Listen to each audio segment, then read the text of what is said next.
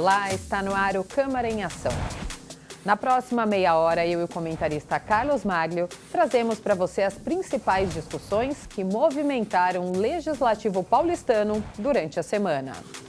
A Comissão de Política Urbana, Metropolitana e Meio Ambiente realizou na última segunda-feira mais uma audiência pública sobre a revisão intermediária do PDE, o Plano Diretor Estratégico. A audiência buscou ampliar a discussão sobre o tema, principalmente em relação ao substitutivo da Comissão de Política Urbana ao projeto de revisão do PDE, que foi aprovado em plenário na semana passada. Relator dos trabalhos, o vereador Rodrigo Goulart citou os principais avanços contidos no texto.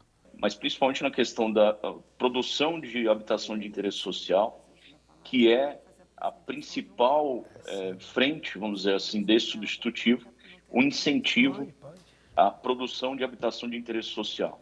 Então, são várias as formas como foram introduzidas esses incentivos para a produção de habitação de interesse social e também a questão dos eixos. Então, é importante deixar claro aqui que há a possibilidade, a abertura da possibilidade, não só da expansão dos eixos, mas também o controle. A audiência contou com a participação de representantes de associações civis e de especialistas no tema, que opinaram sobre o texto do substitutivo. Eu moro num bairro de classe média alta.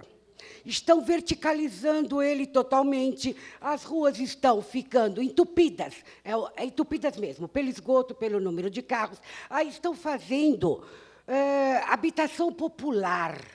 Essa é a mais legal de todas, porque é uma habitação popular que custa de média de 600 mil a 800 mil. Eu trabalhei aplicando mais de 8 anos o plano diretor. Existem questões que a gente pode fazer ajustes em redação, ajustes em relação à forma de aplicação, que não estão sendo nem colocadas, né? Então, o que está sendo colocado é um novo projeto, e é um projeto que, inclusive, vai ao contrário do que está posto, né? E do que a sociedade também está pedindo hoje. Quando você já tem um transporte, uma malha viária extremamente saturada, você não tem mais como colocar mais edificações, porque justamente o plano diretor ele tem que levar o transporte, o comércio, as indústrias para as adjacências.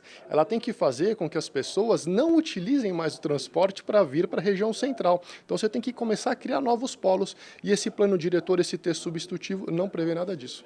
Após ouvirem a população, os vereadores participantes da audiência também falaram sobre o substitutivo da revisão do PDE aprovado na semana passada. Esse substitutivo ele não tem nada a ver com o projeto original que veio aqui para a Câmara. Ele está muito pior, ele é uma desfiguração do plano diretor de 2014, então, portanto, ele não pode ser aprovado. E os grandes problemas, ele aumenta o adensamento nos eixos estruturais da cidade, para a classe média alta e para a grande burguesia da cidade poder construir nesses lugares, não é para a moradia popular. Nós temos que melhorar a qualidade de vida das pessoas, porque desse jeito que está aí, quanto mais pobre, eu vou me afastando mais do meu emprego. Vou ficar lá longe. E é isso que eu quero que aqui os meus colegas apercebam disso. Eu não estou aqui porque é esquerda, porque é direita. Eu estou aqui para o bem, fazendo o meu papel como vereadora que luta pelo bem da cidade de São Paulo. Os parlamentares também avaliaram a continuidade do debate na Câmara sobre a revisão do PDE. Eu também quero dizer que a Câmara de São Paulo ela é o órgão responsável pela condução da revisão do plano diretor. Naturalmente, as audiências públicas responsáveis para absorver as sugestões, filtrá-las e encaminhá-las ao texto, é justamente a Câmara de São Paulo. Órgãos e debates paralelos, eles são democráticos, eles são válidos, eles existem, mas eles não têm eficácia legal nenhuma. O Executivo já apresentou a proposta, que foi, de uma forma ou de outra, de forma bastante justa, e a Câmara tem esse papel, até pela autonomia, de suprimir, de revisar e de implementar.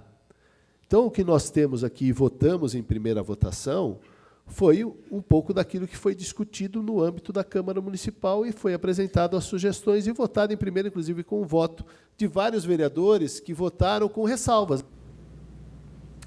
Olá, Maglio, como sempre, é um prazer ter sua companhia aqui no programa. Privilégio estar aqui, você sabe, com você, com os nossos telespectadores, para mostrar um pouquinho do Poder Legislativo, do trabalho que é feito pelos vereadores aqui da Câmara Municipal.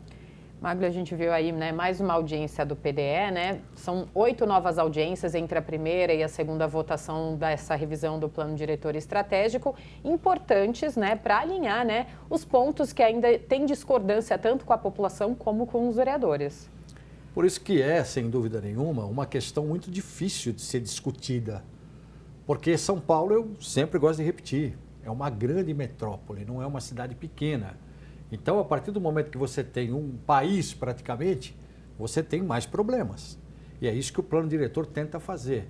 Lembrar que o plano diretor, esse plano é de 2014, isso é importante para nortear você que está nos assistindo. É um plano de 2014 que deveria ser revisto em 2021. Não foi por causa da pandemia, passou a ser, então, essa revisão agora, 2023, que vale até 2029. Porque esse plano ele tem uma validade de 2014 até 2029. Foi votado pela Câmara em primeira votação. Agora tem que ser votado em segunda votação e aí vai para sanção do Executivo, que mandou o projeto original. Só que este projeto original, os vereadores e o Poder Legislativo têm a iniciativa de modificar, de acordo com aquilo que consta na Constituição e no Estatuto das Cidades, quando se fala em plano diretor. O que é isso? Tentar melhorar o máximo possível a vida da população. Porque o que é o plano diretor, na verdade, se a gente for analisar? Vamos dar um exemplo aqui importante. Você tem, por exemplo, uma área que está ali, tem um monte de coisa, tem médico, você tem prédio, você tem moradia, você tem tudo. Muitas vezes você está localizado no centro da cidade. Mas, muitas vezes, uma pessoa tem que se deslocar, por exemplo, durante 2 horas, usando o transporte público, usando o trem, usando o metrô, usando o ônibus, para chegar onde ela trabalha. Então, o que é o plano diretor? É tentar, de uma certa forma, melhorar a situação dessa pessoa. Ou tentar trazer ela para os eixos, no caso da habitação de interesse social. Olha, você não vai mais precisar gastar 2 horas para chegar no teu emprego. Você pode gastar, de repente, 30 minutos. Por quê? Porque tem uma área aqui que o plano diretor vai permitir construção de moradias de interesse social. Então, vai permitir você sair de onde você está, muitas vezes numa área que nem poderia estar, mas está lá, para, de repente, habitar. Isso é um exemplo para vocês entenderem bem a importância. Por isso se fala muito, você vê que o debate é centralizado nessa questão da habitação de interesse social, que sem dúvida nenhuma é uma necessidade. E, além disso, você tentar passar para a população todas as infraestruturas necessárias, sem a pessoa ter, por exemplo, de se deslocar aí, às vezes, 30, 40 quilômetros dentro da cidade de São Paulo, porque a gente sabe que São Paulo é gigante. Então tem tudo isso, né, Carol? Exatamente, a gente teve essa audiência pública que a gente viu na segunda-feira, teve outra na quarta-feira e a próxima audiência pública da revisão do Plano Diretor Estratégico é na segunda-feira, dia 12 de junho. Isso mesmo, onde as discussões vão continuar. Por isso a importância da participação, por isso a importância de trazer as demandas. É claro que existe discussão, tem gente que concorda, tem gente que discorda, claro, mas é para isso que o debate está sendo feito aqui. Para isso que as audiências públicas estão abertas para a população participar, ou de forma virtual ou de forma presencial. Então é importante você saber que na segunda tem uma audiência pública, ainda teremos outras antes da segunda votação, que aí é a votação em definitivo, né? Então, participar, tem que entrar lá, sampaulo.sp.leg.br/revisão PDE, lá tem tudo, tem todas as informações, inclusive explicações do significado de tudo isso, né, Carol? Com certeza, Magno. E a Comissão de Constituição, Justiça e Legislação Participativa também realizou uma audiência pública na terça-feira para discutir políticas públicas às pessoas em recuperação do TUS, que é o transtorno por uso de substâncias. A audiência pública foi um pedido do vereador professor Toninho Vespoli, do PSOL.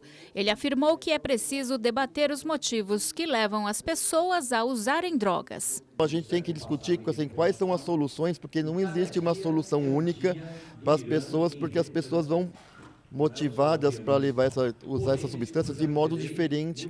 Então tem que, eu acho que, debater todas as formas que a gente possa pensar e ter para se ter a política pública correta aqui na cidade de São Paulo. Esse debate é muito importante porque ele é um debate que dá oportunidade para que se atualize o modo de se acessar, se abordar o problema de uso de drogas.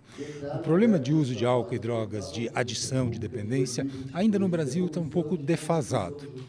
E um dos modos que internacionalmente mais se aceita para a atualização disso é pelo modelo da recuperação.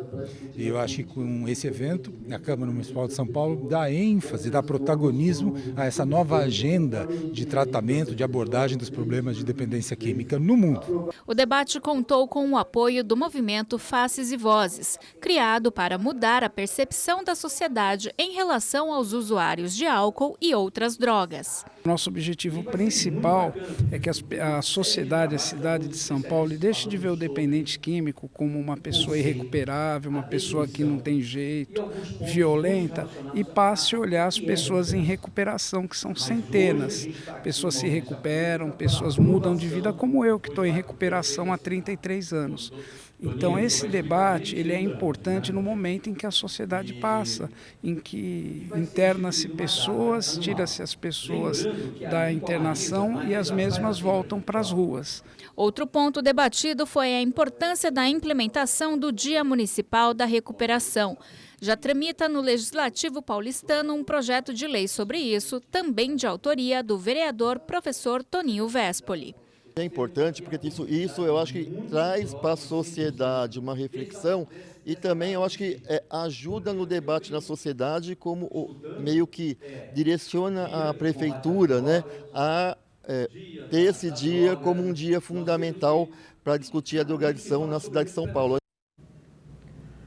Máglio, é um tema necessário, né, para a Câmara discutir realmente, para a gente pensar em políticas públicas de recuperação, políticas públicas de acolhimento, porque a cidade se encontra numa situação difícil, né? A população da Cracolândia, ela se espalhou pelo centro aqui da capital, comerciantes, até a população que transita, que trabalha, está enfrentando muitas dificuldades em relação a isso. Com certeza, e na mãe das comissões, né? Comissão de Constituição e Justiça, que eu sempre costumo dizer aqui para explicar para você que está nos assistindo, é a mãe das comissões, é aquela que debate, é aquela que, em princípio, recebe todas as propostas, os projetos de lei e diz o seguinte: não, isso aqui é constitucional, isso aqui pode seguir. Não, isso aqui não é constitucional, isso aqui não pode seguir. Nesse caso, o efetivo é um caso de um debate que é fundamental na cidade de São Paulo.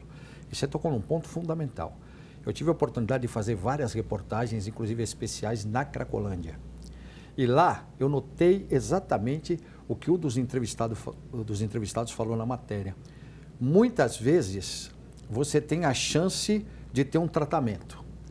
Você vai, você se trata. Inclusive eu acompanhei essas pessoas, fui até nos locais de tratamento, entrevistando essas pessoas que já estavam lá 1 mês, 2 meses, enfim. E no final das contas, no final da matéria, a gente chegou à seguinte conclusão: essa pessoa não vai mais se tratar porque ela, teoricamente, está recuperada. E agora ela vai para onde? Para onde ela vai? Por isso que essa sonora que nós tivemos aí, sonora entrevista, essa entrevista que nós tivemos aí na matéria, a pessoa diz o seguinte: a pessoa sai e volta para a rua. E aí? Aí começa tudo de novo, ou seja, tudo aquilo que você fez, todo aquele trabalho que foi feito, trabalho sério, de recuperação, com pessoas habilitadas, vai por água abaixo. Por quê? Porque aquela pessoa que foi tratada estava a ponto de já engrenar, ou seja, ter um lugar para ficar, ter um lugar para trabalhar, ter uma oportunidade de emprego, uma oportunidade de até estudar, se for o caso, mas de ocupar o tempo, para não deixar que essa tragédia das drogas volte a infernizar a cabeça, porque a gente sabe que é assim. Sim. Então, esse debate ele é fundamental. E você disse tudo no começo. Falta isso. Falta. Você falou que a pessoa não tem para onde ir depois que se recupera. Muita gente já perdeu família, já nem sabe mais quem é a família. Exatamente, é muito difícil. Exatamente. Claro que existem poucas pessoas que conseguem, inclusive, voltar para a sociedade, se encaixar, pessoas que já são profissionais. Eu cheguei a entrevistar gente diplomada que fez faculdade, que estava lá na Cracolândia. Eu entrevistei ex-jogadores de futebol que chegaram a viver do futebol profissionalizados, que acabaram perdendo a chance, aquilo foi para a cabeça, eu não vou vingar no futebol, foi para onde? Para as drogas. E aí, essas pessoas deram depoimentos para mim, isso claro na rádio, né? Na Rádio Globo, na Rádio CBN, onde eu trabalhei muitos anos. Então, a gente tem a ideia exata. Existem, claro, espaços onde você consegue ir até o fim. Eu vou recuperar essa pessoa, ela vai voltar para cá, ela vai ficar... Mas é São poucos os espaços para tanta gente. Então, por isso que esse debate é fundamental. Quanto mais a gente debater, quanto mais a gente ter projetos de lei, como essa questão do professor Toninho Vespoli, que coloca a lei na cidade, não vai ter que recuperar e vai ter que dar um lugar para ele ficar. Vai ter que, de uma certa forma, levar ele no colo até onde ele puder falar, estou estabelecido, estou recuperado. Ele tem que pensar na política de recuperação, acolhimento e de reinserção no mercado de trabalho, que é uma parte difícil também. Sem dúvida, e depende não só do município, isso depende do governo federal, depende do governo estadual, da Assembleia Legislativa, da Câmara dos Deputados, do Senado Federal. Todo mundo tem que se engajar nisso.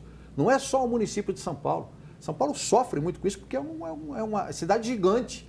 Os problemas que são pequenos, talvez, em outros lugares, aqui eles se tornam gigantescos. Então é complicado, né, Carol?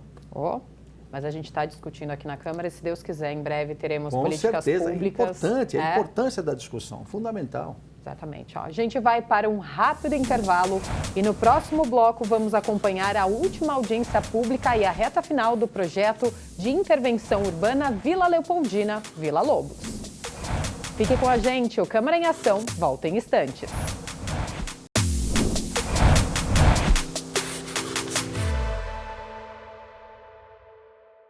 Olá, eu sou o Carlos Malho. Toda sexta-feira às 19 horas nós temos um encontro no Câmara em Ação. Um resumo com as principais notícias da Câmara Municipal de São Paulo. Mas você pode acessar nossa playlist no YouTube. É só você apontar o QR Code do seu celular e se inscrever. Rede Câmara, sua conexão com a política da cidade.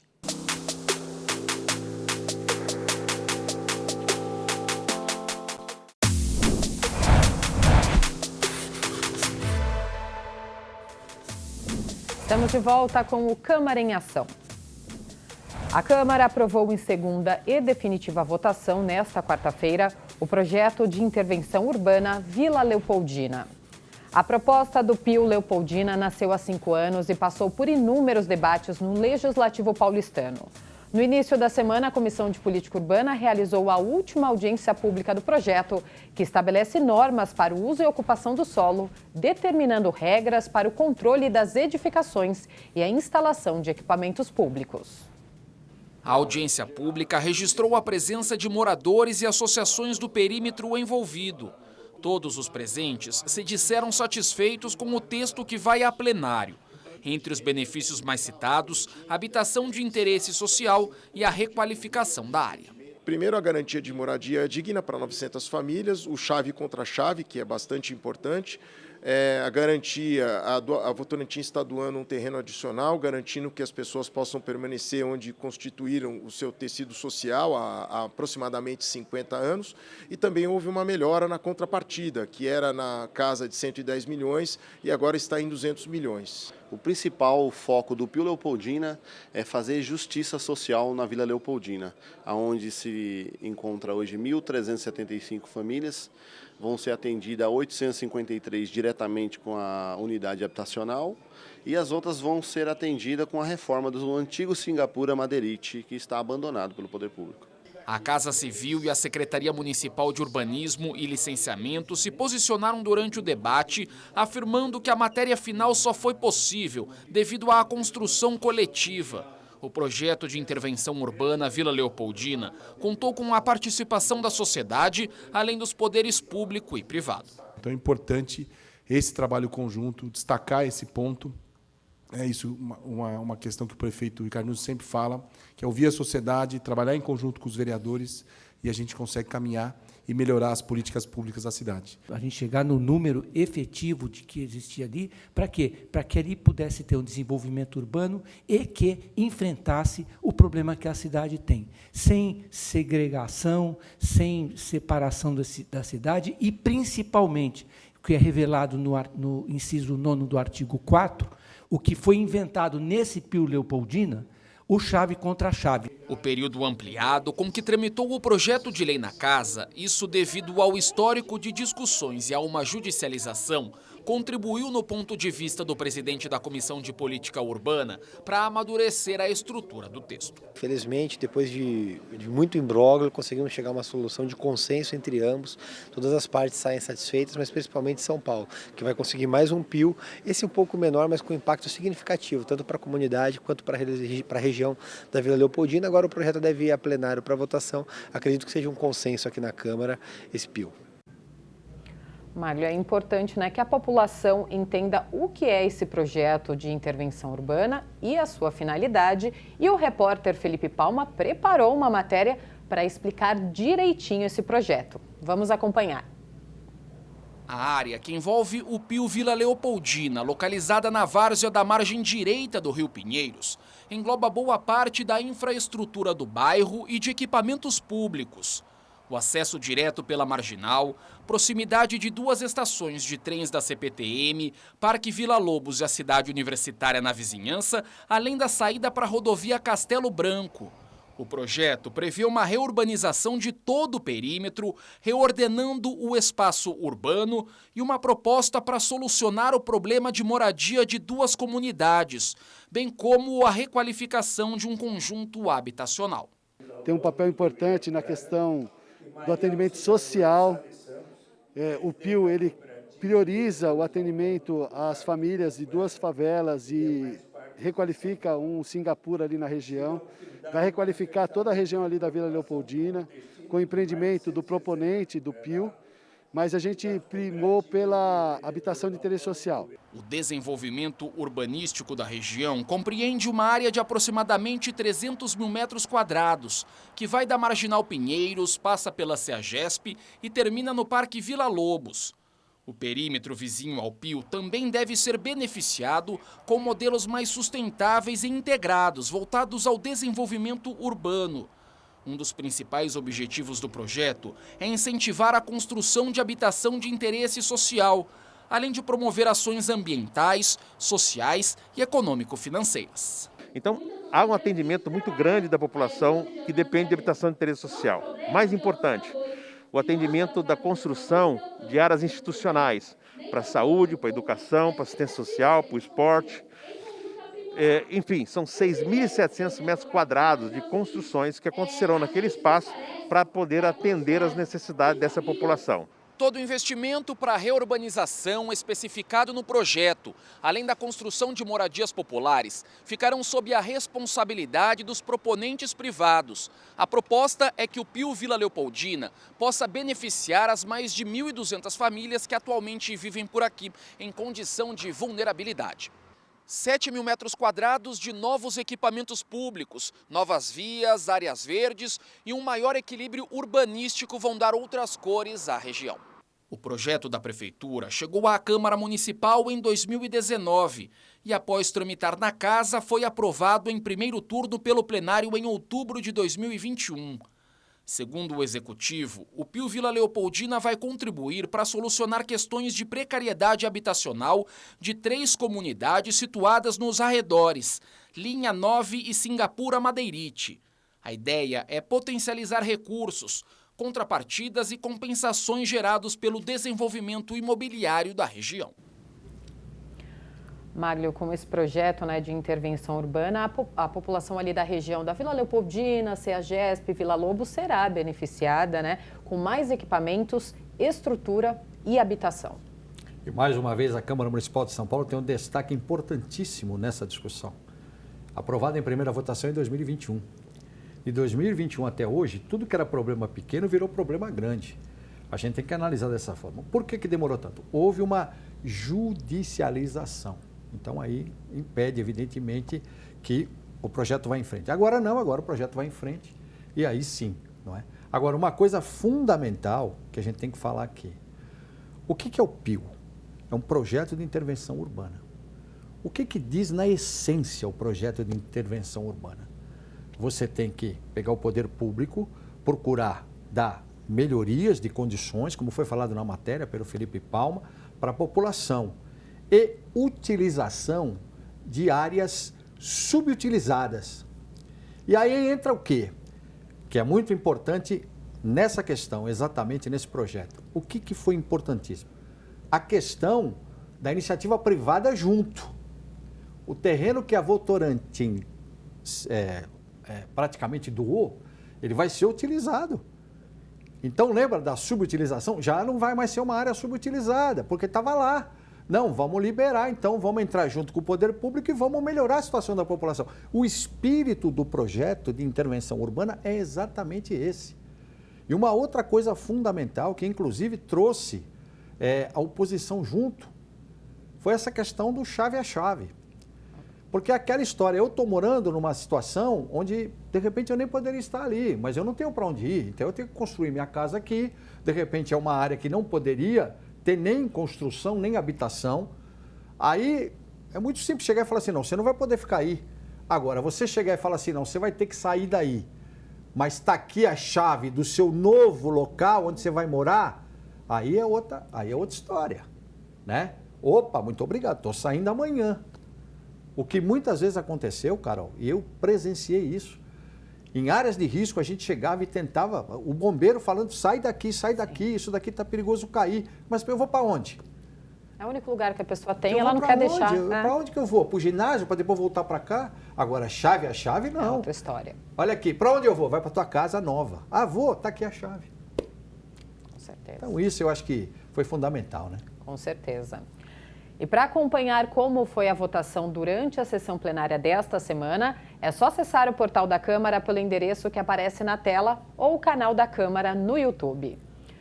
Maglio, muito obrigada pela participação aqui no programa, pela sua companhia aqui no programa, como sempre, extraordinária. Carol, que é isso, um privilégio participar com você. E o principal, né, passar para os nossos telespectadores a importância do Poder Legislativo. O que os 55 vereadores fazem aqui mudam a sua vida, por isso você tem que participar das audiências públicas, entrar sempre no portal da Câmara, sampaulo.sp.leg.br. Você tem todas as informações, inclusive tem lá os vereadores, você pode clicar, gabinete a gabinete. Eu acho que isso é fundamental, é uma abertura para você se informar cada vez mais. E a gente fica feliz com isso, né, Carol? Com certeza, obrigada. Valeu, Carol, obrigado você. E este foi o resumo dos principais assuntos em discussão esta semana aqui na Câmara Municipal. Fique ligado nas notícias da Rede Câmara no portal sampaulo.sp.leg.br e nas nossas redes sociais. Obrigada pela companhia. Rede Câmara São Paulo, sua conexão com a política da cidade.